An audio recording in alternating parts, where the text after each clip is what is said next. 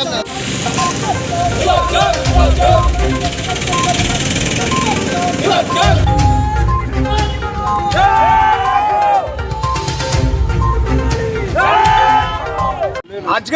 আমরা বাঙালি দলের পক্ষ থেকে গতকাল আপনারা জানেন যে বিরোধী দলনেতা মানিক সরকার এই রাজ্যের প্রাক্তন মুখ্যমন্ত্রী গ্রেটার ত্রিপুরাকে সমর্থন করে একটা বক্তব্য রেখেছেন তাদের একটা অনুষ্ঠানে।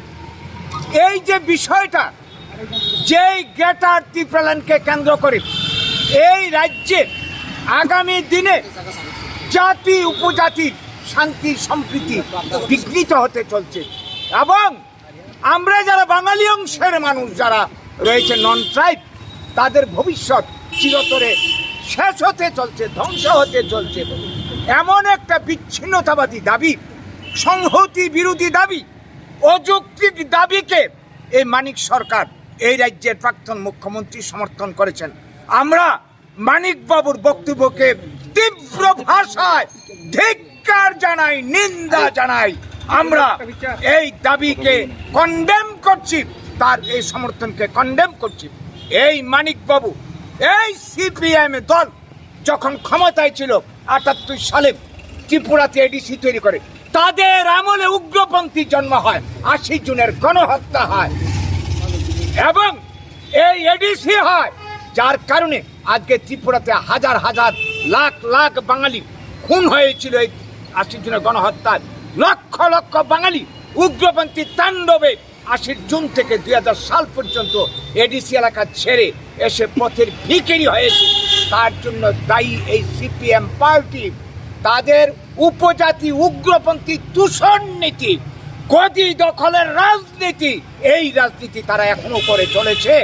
আপনারা জানেন এই গ্রেটার ত্রিপুরাল্যান্ড আজকে যারা দাবি করছে ত্রিপুরা মথা, এই গ্রেটার ত্রিপুরাল্যান্ড যদি ত্রিপুরাতে হয়, আমরা আশঙ্কা করছি গোটা রাজ্য নিয়ে গ্রেটার ত্রিপুরাল্যান্ড হতে পারে, অথবা ত্রিপুরা ভাগ করে গ্রেটার ত্রিপুরাল্যান্ড করবে। পেছনে উদ্দেশ্যটা কি? উপজাতি কল্যাণের জন্য ত্রিপুরাতে জমি ফেরত আইন হয়েছে, ষষ্ঠ তফসিল এডিসি হয়েছে, কি বলবো টিএনবি চুক্তি হয়েছে। আর তাদের কি চাই? এই রাজ্যের এই যে বাঙালি আমরা যারা আছি ৭০% মানুষ, আমাদের অধিকার দিনের পর দিন যেতে যেতে আমরা আমাদের পায়ের তলা মাটি নেই। আমরা বাঁচবো কোথায়? আমরা দাঁড়াবো কোথায়? যাবো কোথায়?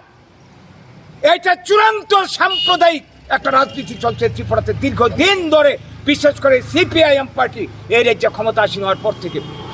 এদের স্বরূপ আজকে আবার উদ্ভাসিত হয়েছে এই ত্রিপুরাল্যান্ডকে সমর্থনের মধ্য দিয়ে। বন্ধুগণ, শুধু সিপিএম নয়, এই কংগ্রেস দলও কিছুদিন আগে বলেছে, সুদীপ রায় বর্মন তারা বলেছে যে গ্রেটার ত্রিপুরাল্যান্ড অসাংবিধানিক না, মানে কি ঘুরিয়ে তারাও সমর্থন করবে। বিজেপি কি করেছে? বাইরে সমর্থন না করলেও টেরিটোরিয়াল কাউন্সিল তারা করতে চাইছে। তার মানে সবারই একটাই লক্ষ্য, উপজাতি ভোট, উপজাতি সমর্থনকে বাগিয়ে নিয়ে ক্ষমতা দখল, একটাই টার্গেট। তাইলে আমরা যে ৭০% মানুষ আছে, আমাদের তাদের কোনো দরকার নেই। আমরা আর কেন করবো সিপিএম? এতদিন করেছি, কেন করবো কংগ্রেস, কেন করবো বিজেপি? এই করতে করতে আজকে একটার পর একটা আইন যা কিছু ত্রিপুরাতে হচ্ছে আমাদের অস্তিত্বকে ধ্বংস করে দিচ্ছে। এবার আমাদের বুঝতে হবে, আমাদের বাঁচতে হবে।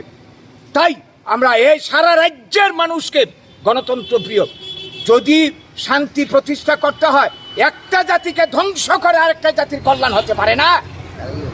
আজকে ত্রিপুরার অশান্তির জন্য, জাতি উপজাতির মধ্যে বিদ্বেষের জন্য দায়ী সিপিএম, কংগ্রেস, বর্তমানে বিজেপি সহ সবকটা দল। তাদের ছত্রছায়া থেকে আমাদের বেরিয়ে আসতে হবে। তাই আজকের দিনে দাঁড়িয়ে এই যে গ্রেটার ত্রিপুরাল্যান্ডের দাবি করলো মানিক সরকার এবং অন্যান্য পার্টিগুলো, সবাইকে কন্ডেম করছি আমরা এবং আহ্বান করছে রাজ্যের মানুষকে, পার্টি করব বাঁচার জন্য, পার্টি করব মাটির জন্য, পার্টি করব আমাদের অধিকারের জন্য। আজকে সিপিএম, কংগ্রেস, বিজেপি করতে করতে আমাদের অস্তিত্ব অধিকার সব জায়গায় চলছে। এইবার সব কিছু ভুলে আসুন আমাদের বাঁচার এই আন্দোলন আমরা বাঙালিকে শক্তিশালী করুন। সামনে ২০২৩ আসছে, এই ২০২৩-এর নির্বাচনকে কেন্দ্র করে আমরা সবাই মিলে আবার ঐক্যবদ্ধভাবে আমরা সবাই মিলে একটা আন্দোলন তৈরি করি। এই সমস্ত রাজনৈতিক দলের ছত্রছায়া থেকে বেরিয়ে এসে আমাদের অস্তিত্বের আন্দোলনকে শক্তিশালী করার জন্য আপনাদের সবাই সহযোগিতা করব। আজকে আমরা এখানে কুশপুত্তল পোড়াবো, এই মানিক সরকার যাদের কারণে ত্রিপুরাতে দাঙ্গা, ত্রিপুরাতে সর্বনাশ হয়েছে, আবারও তারা করতে এসেছে শুধু ভোট পাওয়ার জন্য, ক্ষমতার জন্য। বন্ধুগণ, এই কোটি কথা আজকে যারা আমাদের সর্বনাশ